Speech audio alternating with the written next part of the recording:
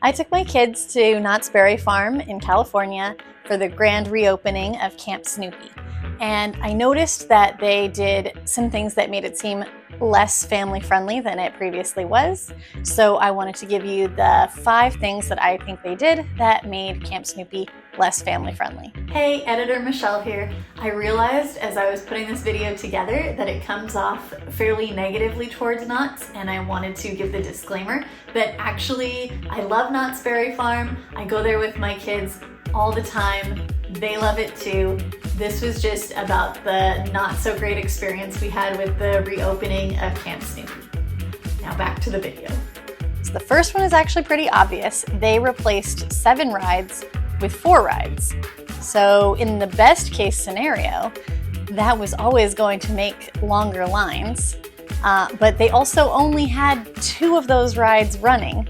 So it made the lines even longer.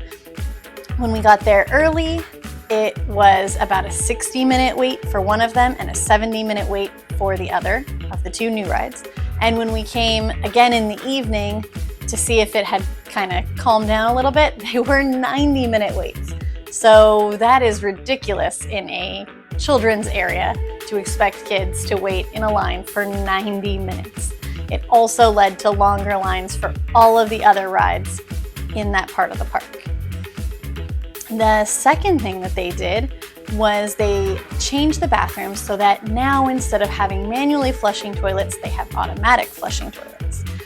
That seems like a good thing probably if you're an adult, maybe it feels cleaner, but when you have kids, and especially potty training kids, they're usually kind of terrified of the automatic flush. So having the manual flush is really handy. Also makes it a lot easier to put down the toilet seat cover and get your kid on without having to worry about it flushing and taking away the toilet seat cover before you get your potty training child on. So it just kind of made it a little bit less family friendly. I don't really think they were thinking about their core target demographic of young kids and families when they made that change. This was also the area where they used to have the changing station. So the third thing that they did was they took out the nursing and baby changing station and they replaced it with one room that is a nursing area and also has a changing table, but the room locks. So only one person can use it at a time. Whether you're doing a baby change or you're nursing, that room is just going to be taken up for that time. It used to be that they had 2 curtained off stations with rocking chairs and about 4 baby changing stations and a sink and a microwave. It was not the nicest baby changing and nursing station. The chairs were kind of uncomfortable and the changing stations were way too short. And so the new one is definitely nicer from that perspective. It has a cushioned chair and it has a much more baby-sized table that could actually accommodate even a larger child. But now that only one person at a time can use it, it's just not quite as family-friendly. They did put changing tables in the regular bathroom as well, but it's still only about 3 changing tables compared to previously 4 plus the additional changing tables at other bathrooms in the park. As I mentioned, there was a microwave in that baby changing and nursing area. So the fourth thing is they just took out the microwave. So if you brought something for your baby, some food that you were gonna give them, or you had a child who had special dietary needs and you brought food from outside and wanted to heat it up, you're now out of luck. If you brought formula to feed your baby or milk and you were gonna heat water or heat up that thing that you were going to feed your baby, you just can't now because they also don't really have hot water. It's just whatever the water is that comes out of the sink. So you're just gonna be feeding your baby cold milk. Hopefully they're fine with that. The fifth thing that they did was they used to have a semi-shaded seating area in the middle of Camp Snoopy, right across from the nursing station, and a play area that had things like a little hollow log and some like mushroom caps that the kids could climb on and play and run and go through, because kids need to get their energy out. Sometimes they're tired of waiting in lines to go on rides. Well, that area is now gone and they replaced it with a unshaded seating area much earlier in the section where, in my opinion, it doesn't really make sense. I don't know what food you're going to be bringing there because they have a policy against bringing in outside food, but the food that it's closest to actually has a bunch of indoor seating.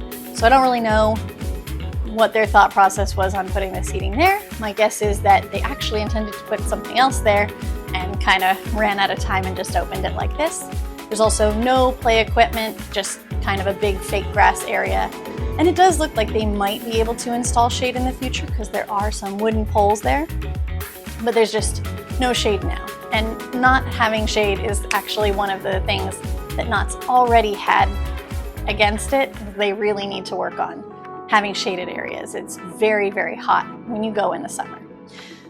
So now the crowds are high. There's seating, but it's not shaded and it's not really convenient. And the lines are much longer, and that's just in Camp Snoopy, which has also affected other parts of the park. For example, when we went, they couldn't open the train, the big train that runs just in the middle of the park, because they had so much of their staff working on the Camp Snoopy opening that they couldn't get someone over there to okay it to run. So it kind of messed up some of their staffing. So overall, I feel like right now, the new changes they made have actually made the park less accommodating and friendly to families with young children, and especially in this area that is actually dedicated to families and young children. I do think Knott's is still working on this. They obviously have 2 more rides that look like they're good to go but weren't open yet. Knott's also has plans to open up a theater area for doing shows and character meet and greets. And so there's definitely changes coming, and hopefully they think more about their target demographic when they open the rest of Camp Snoopy. And Audrey thinks that you should check out this video next.